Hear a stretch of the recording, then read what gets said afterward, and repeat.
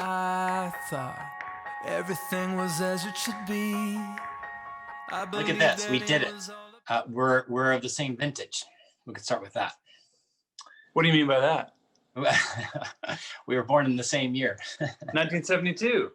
Yes. The class of 90. Wow. The class of 90, which I think will go down in 20th century as one of the greatest years that a person could be born. I'm just going to be humble to say that. Of course. I mean, we were at the right age for when Star Wars first came out, right? Oh, absolutely. Yes. I was 5 years old, and my dad took me to see it, and we saw it 7 times. Oh my gosh! In the first 2 or 3 weeks that it was out. So that's just insane. It was the ideal age to be. It was. You know, it's crazy. Except for George Lucas's, fiddling with it after the fact. It really it holds up quite nicely. It holds up really well. Yeah. Especially Empire Strikes Back. Yeah. Empire Strikes Back. Absolutely. My son has a girlfriend who had never seen the Star Wars movies. And so during quarantine, we were like, all right, we're going to watch through all the Star Wars movies, and it was the first time that as I watched A New Hope, I felt like, oh, this feels like the 70s. But and it wasn't just the hairstyles. right. Yeah. So, I know this is getting us off track, but I was watching the miniseries on Chernobyl, the Chernobyl miniseries. Oh, yeah, that's great. Which is really, really powerful. But it's set in that 1986, 7, 9, which is our high school years. Yeah. Man, the old style of clothing, it was one of a kind, even then. Yeah. That was a good show. For anyone who's watching this, I might need to explain that I have a speech handicap known as stuttering. I just want everyone to know that, so that they don't think that David is intimidating or a bully or anything like that. So it's not, God forbid, anxiety related to that. But although I am very excited to get to speak with you. I was introduced to your work when I stumbled upon your interview with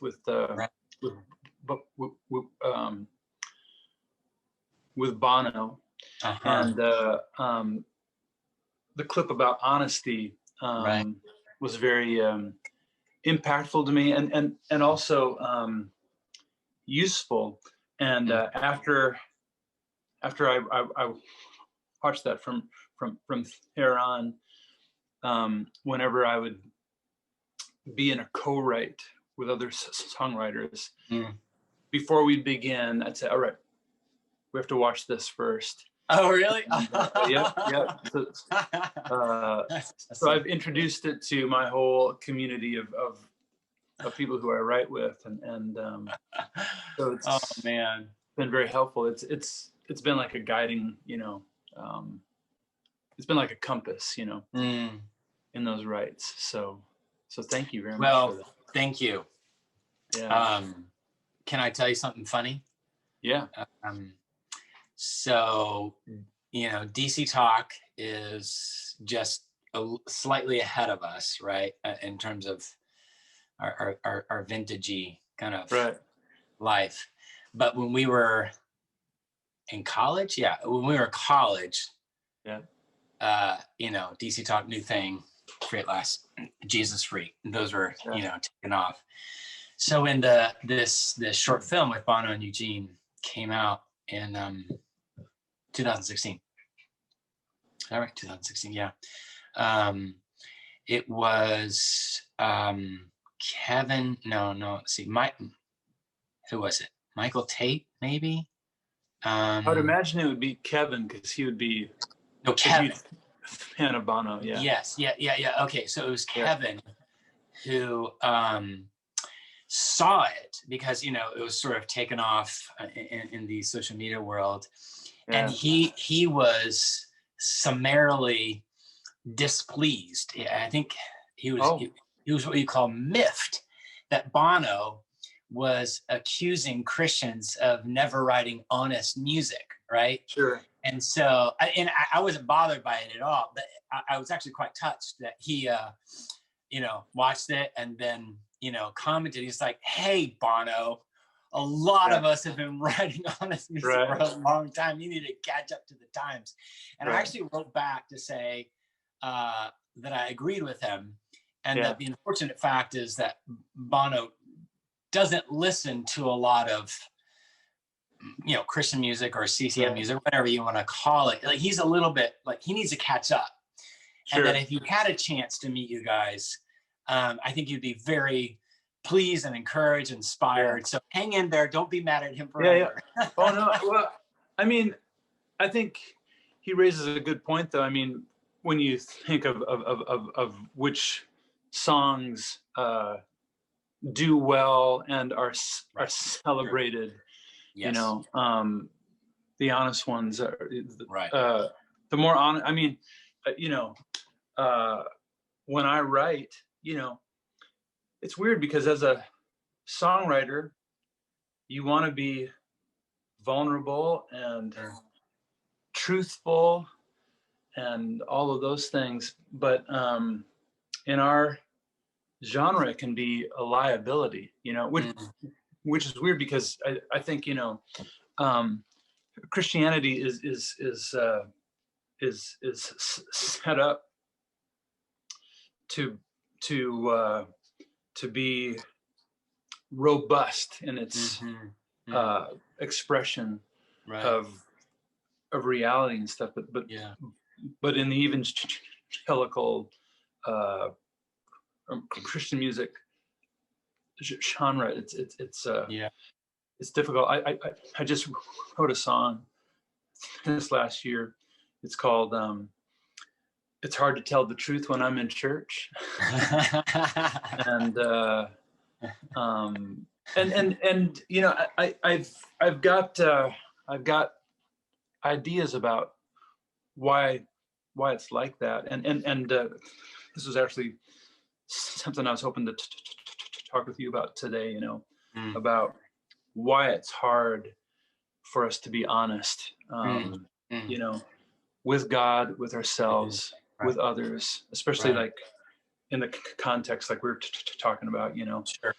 Why is it hard to tell the truth when I'm in church? And all that kind of thing. But so I thought he had a good point, and I was at a radio convention where a big artist was on the stage speaking with radio people, and he brought up the video. Oh wow! And criticized Bono a little bit, like he hasn't heard the songs I've heard, he said, and I thought that's such a unhelpful position to take, because Bono's critique, I mean, there's, whether you think it's completely accurate or not, there's an opportunity to learn something and to be reflective on that, and if people in our genre are just defensive, they're not going to learn anything. Well, I mean, it's curious to me how, you're going to know these things infinitely better than I, but certain musical genres are a bit more friendly. Like the ecology is more friendly to honest expression. And I think of like hip hop and country music, and they have their demerits, and you criticize them for things that they don't do or don't do as well as others. But there's a little bit of it's like tropical plants grow in tropical ecologies, and and I don't know, another ecology, I'm trying to think of another, savanna, grasses grow in savannas, and you can lament your plot of life or your plight in life in your music, and that's welcome, right? and even like what may be called downer music is not actually called that in country music. It's called whatever it is, you know. I don't know if it's called music. It's called normal music, right? Right. It's just curious to me, like Christians occupy that world as well. But somehow, like when it comes to maybe the pop rock sort of version of CCM, it's just this sort of quality of, you know, call it vulnerability, you know, call it sort of this ability to be reckoning honestly and truthfully with the brokenness of our lives. Just has, it's an allergic repelling, you know, the magnets pushing it out. And I don't know if there is actually an historical sort of genetic sort of origin for this that sort of gave birth to a way of being in the world musically. It makes it hard for artists to thrive. But I guess it's curious that these other parallel musical universes, it works, right? There's a logic to lament or honesty. Right. I don't know if you have any thoughts on that. Yeah. I've got some ideas about that. You know, I'll begin by saying that I have a friend who's a producer, and he's just a wonderful person. And someone else was describing him as, he's a guy, he doesn't have contempt for anything. And I thought, oh my gosh, that's what I want to be. I want to be a person who doesn't have contempt for anything. Yeah, that's the new goal, you know. So as I speak about this, I don't mean to sound like I have contempt for any of it, because I think I understand, you know. Here's what I wonder about it. I wonder if CCM music, generally speaking, serves a segment of the church culture that is maybe still a little bit like, maybe has a little too much ideological purity for its own good, you know, and is still kind of locked in the mindset of what I should believe, what I should talk about, how I should feel, you know. In your book, the chapter about the value of the angry psalms, you know, and wondering like, what place do these have in you know, in our church services and stuff, and because we shouldn't be angry, right? We shouldn't be vengeful. We should, you know, rather than you know, like, rather than saying, I'm angry and I don't know if God exists. You may be in that headspace of like, I shouldn't be angry. I should believe in God, you know. And so you're always living where you think you should be rather than where you are, you know. So if that's who Christian radio in particular is serving, then there's just a lot of conversations that you aren't allowed to have, you know. And radio is the main avenue in our genre that artists have for exposure to our music, you know. Radio is built for when people are driving in their car, and it's oftentimes a mom with her kids in the back, and she's just trying to hold on, and her marriage isn't where she wishes it was. She's not as happy as she thinks she's worried she's not a good enough mom, and she's just holding on and just trying to be what she thinks she should be, you know. And if you're in that headspace, you can't really allow doubts or questions to come in, because it's too much. It's overwhelming. You know? Sure. And my experience is, you know, that that person, what they need the most is a song that'll help them to feel what they're actually feeling, you know. Yeah, for sure. Yeah.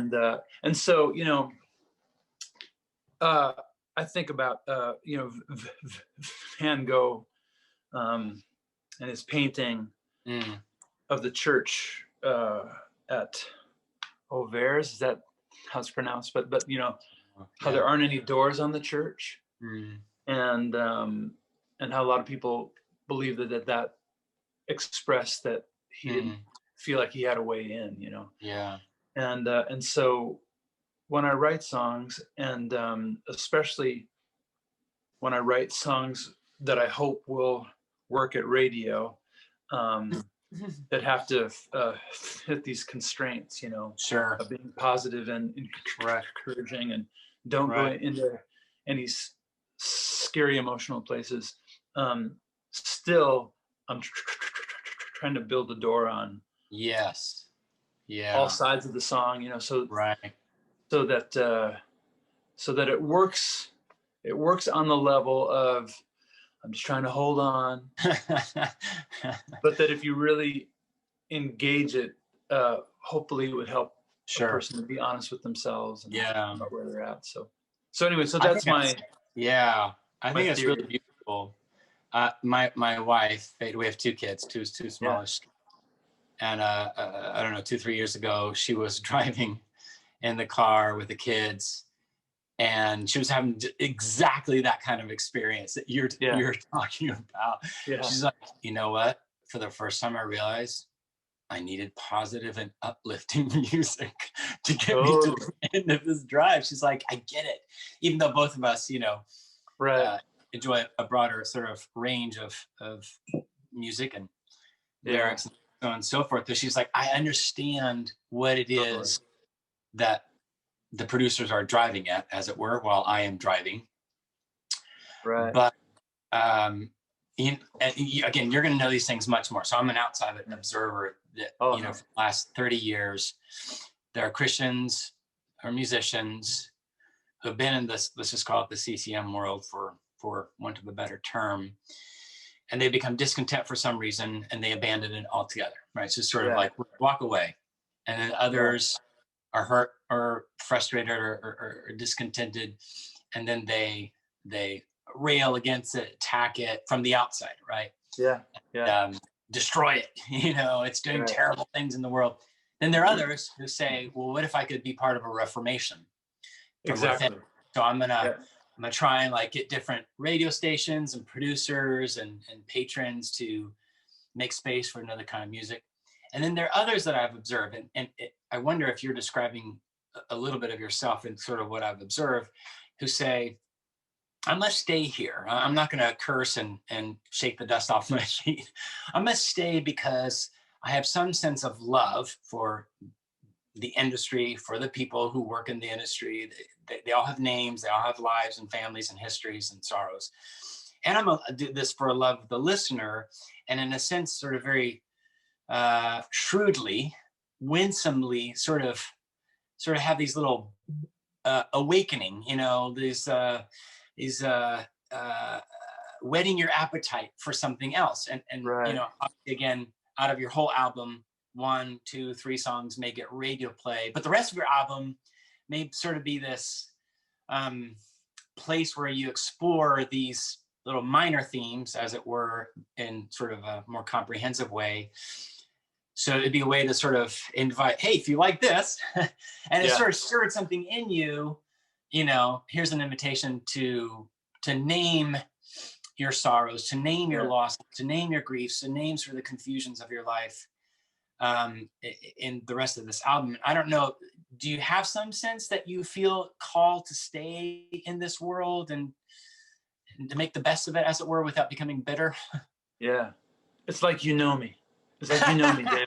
I don't know. You know, there was a book by a guy named Bob Briner. Sure. Called Roaring Lambs. Roaring Lambs, indeed. And you know, he talked about like if you worked in Hollywood and you Mm-hmm. were angry that Hollywood was godless Right. and corrupt, you know. Right. If you walked away from it, you'd be abdicating your role of influence you could have there, you know. So I definitely believe that. And I think love is the key, right? I mean, uh, I think about how you can know your audience so well that you can know which buttons to push to get what you want from them. And that's manipulation, I think, you know. Sure. Yeah. Or you can know your audience so well that you know how to lovingly engage in conversation that meets them where they're at, you know. And like you were saying, I remember a pastor of mine from years ago. He said, "You can lead a horse to the water, but you can't make him drink. But you can maybe help it along if you add a little salt in the oats." And so I think about my songs when I'm working on a song that is specifically geared for radio airplay. I'm like, how can I mix a little bit of salt in the oats there, you know? Yeah. But yeah, that's where I'm at with that, you know. I was gonna say something else too, like but yeah. I have two questions for you. Yeah, good. They're not related, but they're two Okay, questions. good. So you can answer them in order or however you wish. Okay. One question that I enjoy asking artists, and so I'd love to hear you answer this, is what would you tell your early 20-something self now? Like if you go back in time and have coffee with your younger self, what would you tell them? That's one question. Yeah. Second question is, because I teach theology, I teach worship, I teach the arts at Fuller Seminary. Yeah. I have students, right? And I teach classes on the arts, worship the arts, vocation of the artist, theology of beauty. It's a lot of fun. And so I have this capacity to influence and expose them to different things. And what I try to do is to give us charitable and fair representation of artists in all kinds of contexts, even if they're not my team. And I guess I'm curious, what would you want me to tell my students about you and the work that you do within the context that you do? Because some of my students would be like, oh, I'm so glad Jason Gray exists. Other students would say, I don't know who he is. Other students would say, a pox on the industry, you know, go find better fields, you know. And I try to sort of gently sort of moving towards more charitable posture. But I would love to know from you, what would you love for me to tell them on behalf of you and others who feel called to this kind of work? So those are my two questions, answer them however you wish. Yeah. The first one, if I sat down with my 20-year-old self, I doubt he would understand the thing I was trying to tell him. You know, I just think he wouldn't have the capacity, and he was probably too full of himself and believed he had more answers than he actually had. But 20-year-old me needed that, right? I needed that blind confidence and ambition and belief in myself to get me where I am, you know? So I'd probably just kind of smile and, you know, and in my mind think, all right, hold on, buddy. You're gonna go through a lot, you know, but I think you'll be happy with the direction you end up going, you know. So I like who I'm becoming. Good. I wish I could hurry it up sometimes, but generally speaking, I'm grateful for who I'm becoming. What would I hope people would know about me? You know, I've made peace with a lot of that now, but how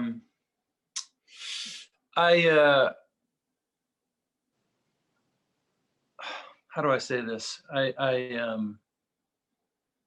Well, I would hope that they would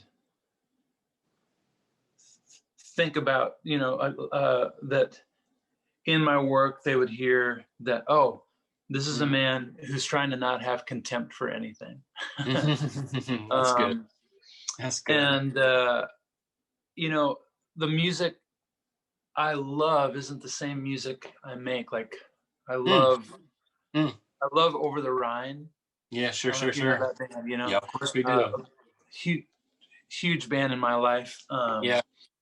And but I love their music. I wish and I could make music like they do. Like I think that's in me, but it seems like that I can have the most impact if I'm not writing only for my own self-expression, but if it's in service to loving an audience who I think the thing that motivates me the most is when I learn something new and have some breakthrough in my life, and I think, oh, I need to share this with others, and I need to share this with people who were like I was a year ago, and so how would a year ago me or 10 years ago me, how would they have been able to hear this, and so I'm very conscious of that, like I want to be helpful. So that may mean that, like maybe my music isn't like the coolest, hippest thing, you know what I mean? But that's not necessarily the goal. Yeah. For me, I think I've got. Yeah, I mean, like I'd like to do that, and when I do those songs, they don't seem to connect the way that I would hope they would, and they don't seem to be as helpful to people. Does that make sense? Yeah, for sure. Like speaking of Bono, the pop record, If God Will Send His Angels, for me anyway, that album landed on me and it was ahead of its time.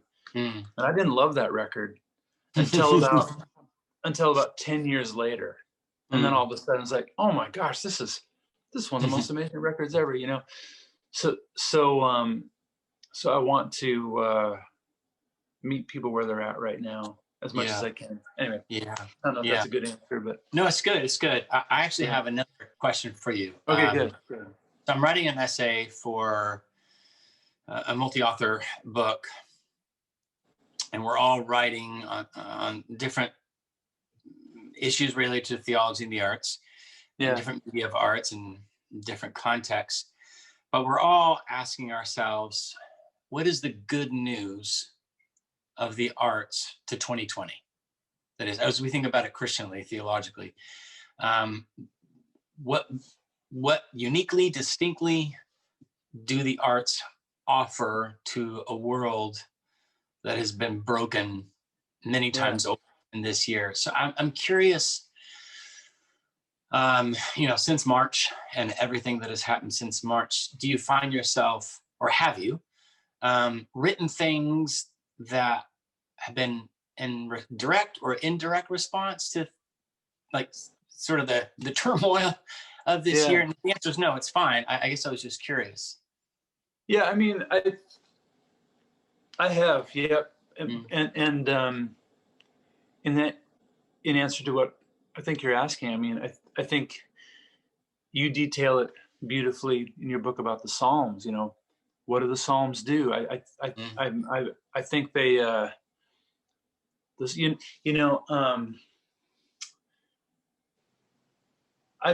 I don't know if you agree with this or not, but a thought that I have had about the Psalms, and as I was reading your book, I hope this isn't controversial, but I may need your grace if I don't have the perfect language for this. That's fine. But I wonder if demanding theological accuracy from the Psalms is not the best lens for reading the Psalms, you know, as much as it's this book of human of the full spectrum of human expression that helps us to feel what we're actually feeling, which is important for our emotional health, you know. And so I think the best songs do that too, you know. There's that quote from King Lear, right? Where Edgar says, I think it's Edgar. Anyway, the weight of these sad times we must obey. Speak the truth, not what we ought to say, right? And the Psalms and hopefully songs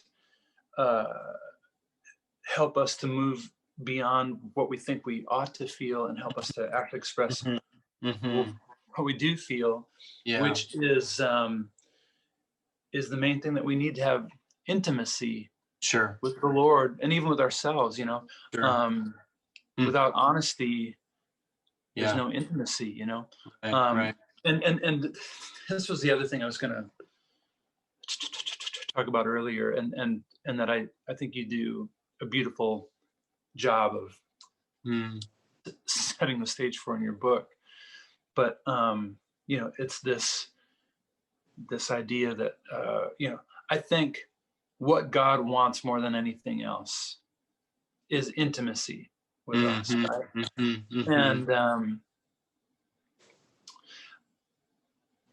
you know, I had this experience with so I'm divorced, and in the wake of that, one of the things that had to be navigated was the feelings of my sons, you know, and one of them, I was very close with him, but whenever we were with each other, it was clear that there was something in the room between us. You know, there was just like something there, and I knew that he had feelings. I knew he was angry, but for whatever reason, he didn't feel like he could talk about it. You know, maybe because he didn't know if he's allowed to, because I'm dad, or you know, whatever reason.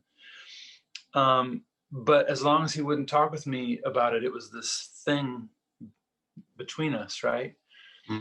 And I hated it, and he wouldn't talk with me about it until the day that he did. And when he finally did, I mean, he really let me have it, you know. And he cussed me out, you know,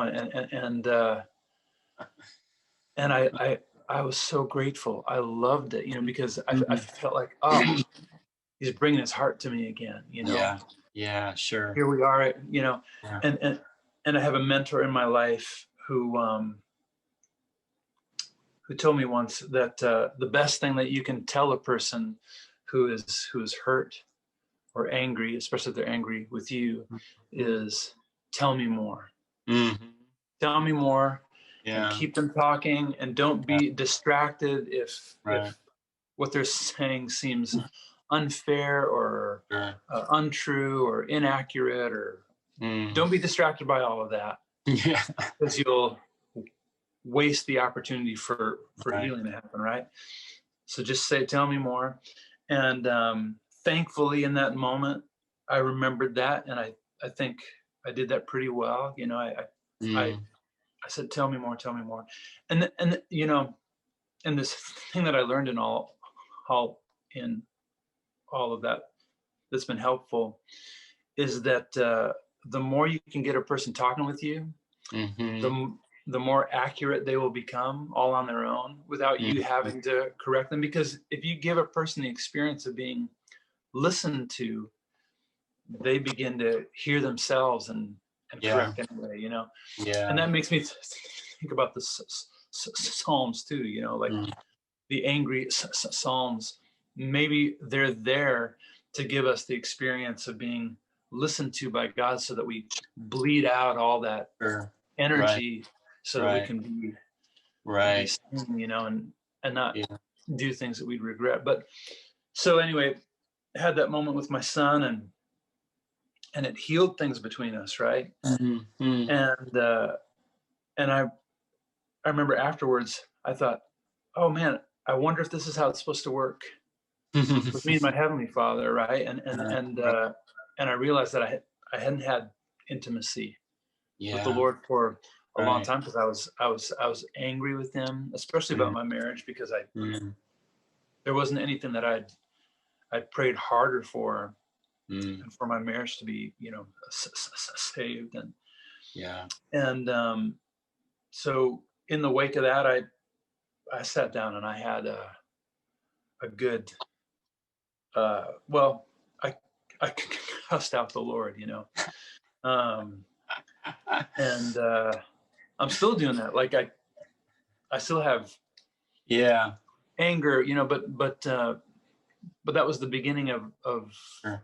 of the healing of my relationship with the Lord too, That's and I think good. the Psalms do that. I think the best songs do that, and I'd like to write songs that I hope will help people Yeah. feel what's actually going on, so Sure. they can have an authentic experience of themselves, Yeah. and that restores intimacy with the Lord. And so Yeah. that's the That's hope, beautiful. Yeah. I love like that. One of the things that I think I try to do in my Psalms book is to make a case that the Psalms are this extraordinary gift to us from God directly. Yeah. That function as this devotional, prayerful, liturgical antidote to our primordial sin, and the effect of our primordial sin of Adam and Eve and all of us since is to hide from God and run away from God, to hide from others and to run away from others, and to hide from ourselves and to run away from ourselves. And so the Psalms are sort of gently nudging, prying us back. So instead of Adam and Eve fleeing and hiding, we are now invited to be once again porous, naked, vulnerable, honest, before this God. And one of the things I tell my theology students is, theology happens in three ways in Holy Scripture. There's instances of I speak for God. There are instances God speaks through me, but the Psalms are I speak before the face of God. Right. But the funny thing is, or the demented thing is, a lot of us grew up in church cultures where there are just certain things you didn't ever say to God, right? They're not proper, decent, they're not holy, they're irreverent, they're disrespectful, whatever. And so what I try to say in the book is, and really quoting Bonhoeffer, it's not our prayer life that then informs how we read the Psalms. It's Psalms that tell us, actually, they reteach us how to actually talk to God. Yeah. And if we let them instruct us, let them guide us, we're going to discover this extraordinary world of things that we can say to God that, our family culture, our church culture, or whatever other culture have sort of formed us to think otherwise. And that's where the Psalm 150 all together, all in their individual parts, all the symphony of their Psalms are always talking to each other, are providing a grammar for how to talk to God. And if we would let them, they would bring us into this spacious place that, as you say, ultimately lead to our healing and our wholeness, so that we can remain even in our sin, even in our, darkest places, stay before the face of God, stay before the face of one another, and stay looking at ourselves, because our instinct is always to look away, to walk away, and then while we're walking away, give each other the bird. And the Psalms are saying, stay, stay, which is why there's such a profoundly communal text. You're always with people, even if their experiences of acute aloneness, there are people that are always bearing witness. So be angry and cuss God out. And in my chapter on anger, I talk about, like, I actually think it's this legitimate form of profane language. Like, it's a way to name reality rightly. You say all these things, God can handle it. He really can, trust me. But because it's intimacy, right? Also, right? What's that? Yeah. Because it's intimacy, right? Anger, always. Anger is a form of intimacy, right? Like, I can only get angry with you and express that if I trust you, right? Yeah. You know, exactly. So I'll have to say that I love the gift that the Psalms offer us, and I love finding music like yours, which I listened to at length yesterday. I cruised through multiple Spotify albums. It's wonderful. It's like a tour of your, intellectual, imaginative, emotional, and social life. So it's wonderful, to hear and to sort of be taken into these different spaces through your music. Yeah. And where you think, oh, yeah, like Jason's naming something that I haven't been able to put my finger on, right? And musicians, artists do that so well. They name in very kind of detailed, particular ways parts of our reality that we've only sort of had a hunch about, or we can't figure out how it all holds together. And musicians I think it might hold together this way. I think your music does that, particularly well. So, well done. One of the things that I've been thinking about in the last couple of years is I've been thinking about moments in conversations or things I read where a handful of words changed everything. You know what I mean? And the example I use is I was getting coffee with a buddy of mine who is a coffee aficionado, and we were on the road with each other, and he ordered a ristretto Americano, and I ordered like a caramel lavender latte with whipped cream, and I'm having and I'm like, man, I want to like what you're drinking, and I've tried to for years, but I just really like these, And he said this thing. He goes, "Oh yeah, I used to love the things that you're drinking, but then one day I was just like, I'm just drinking a lot of hot milk." And there's something about that phrase. I was like, he's right. I'm just drinking a lot of hot milk, and it sounded so disgusting to me that. So I had a sip. I thought it was great. He said, I felt like I was drinking a lot of hot milk. I took my next drink and it was disgusting to me.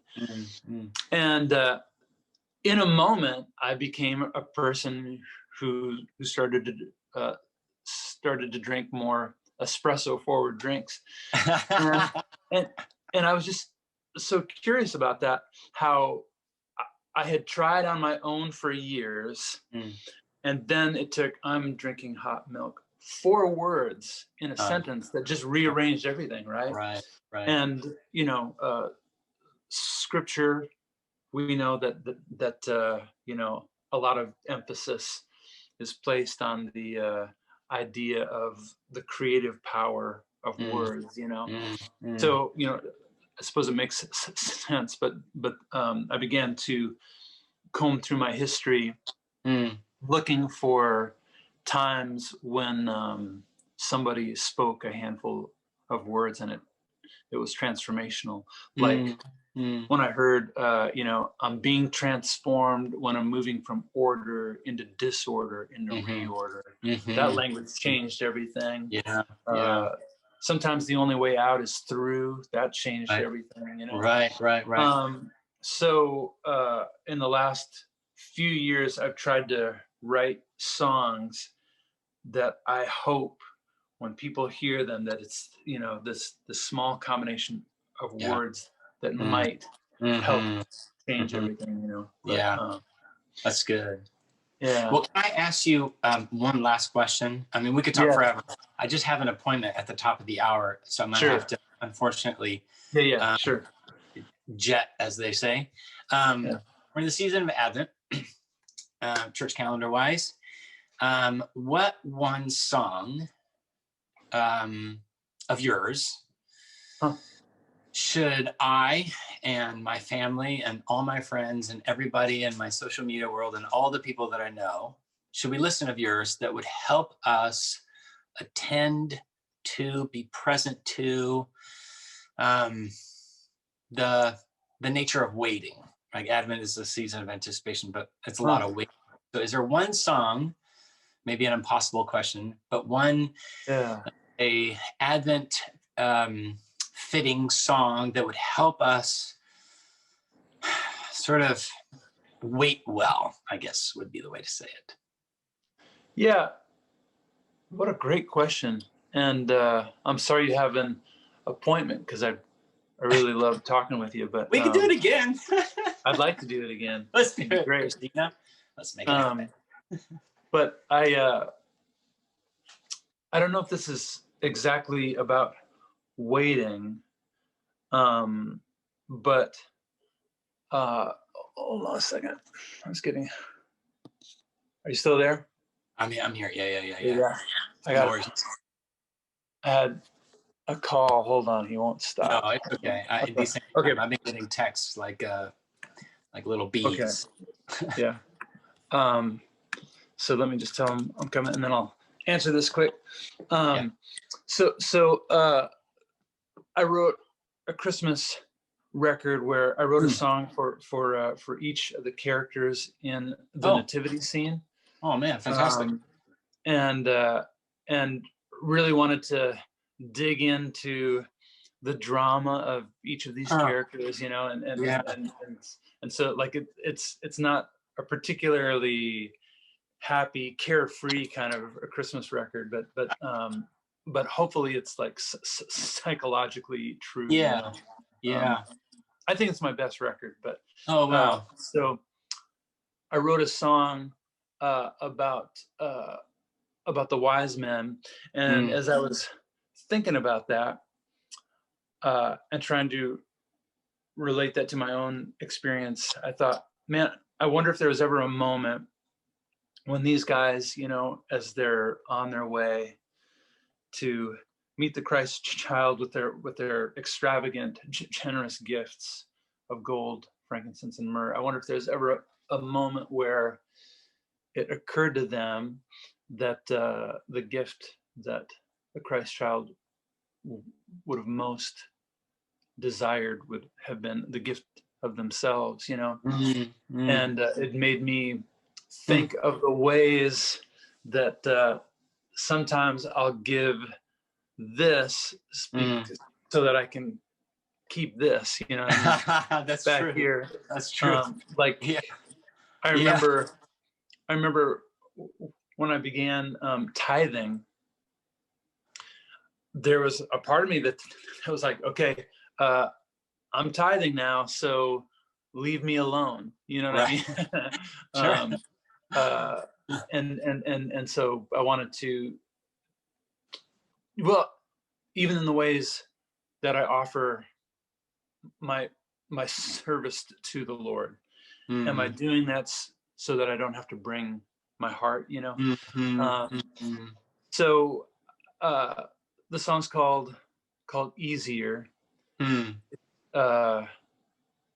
It's easier to give a gift of gold than to give my heart to hold. I can't remember the lyric unless I'm playing it, but for me, that's a useful thing to reflect on in the Advent season, you know, as I want to bring myself to it, to ask myself, how am I not bringing myself? How am I tricking myself into thinking I'm bringing myself, but I'm actually kind of holding something back, you know? So that's good.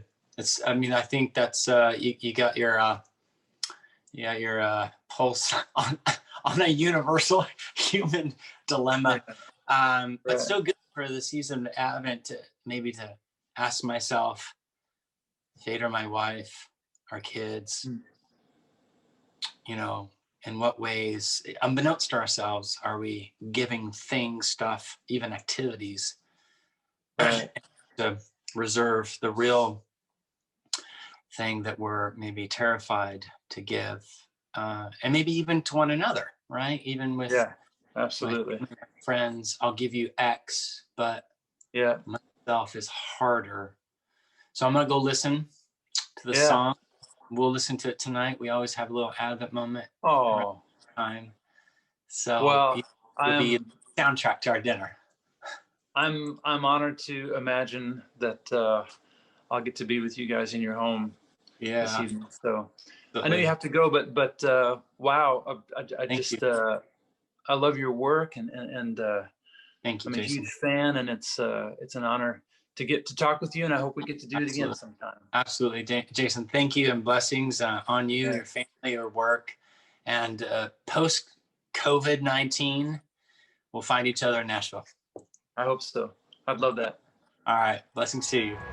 Thank you, David. Order, disorder, reorder, over and over. Order, disorder, reorder.